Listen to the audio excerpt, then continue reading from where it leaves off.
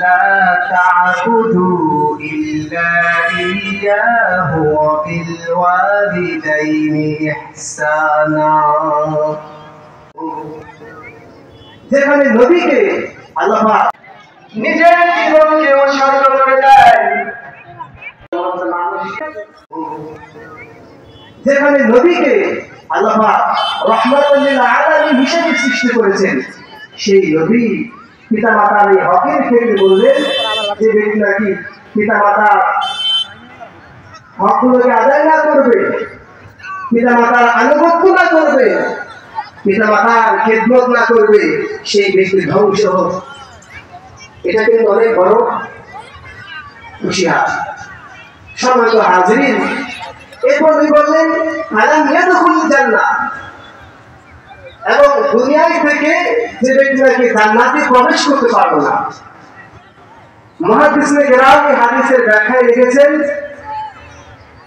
যে পিতামাতা যদি দুনিয়ায় থাকে, তাদের খেদমত করে, তাদের রাজি খুশি করে, তাদের আনুগত্যগুলো করে দুনিয়া থেকে জান্নাতে সুসংবাদ পাওয়া যায়।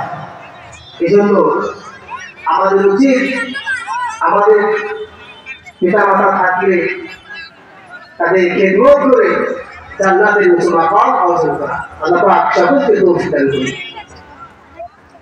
নবী করিম সাল্লাল্লাহু আলাইহি ওয়াসাল্লাম এই হাদিসের মধ্যে বর্ণনা করেছেন, নবী বলেন আল্লাহ কুল্লুকুম আইয়াম قالوا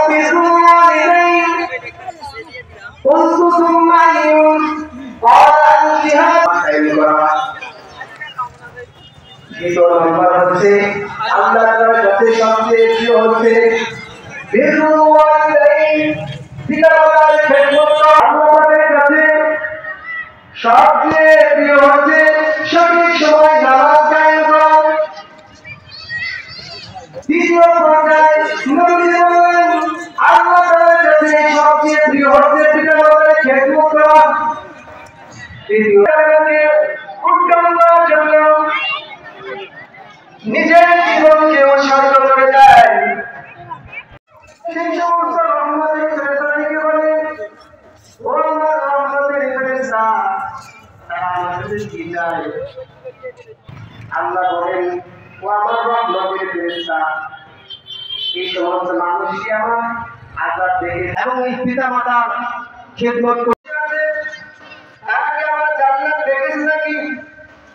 রহমতের ফেরেশতা বলে, আল্লাহ এই সমস্ত বান্দা কিন্তু